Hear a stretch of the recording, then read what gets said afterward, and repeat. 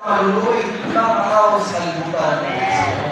Ang may kunig yung and then also mga iso, nakikita sa speciality mga iso, will be sometimes kumparayan ka sa mga tulad na anak kanila mga iso.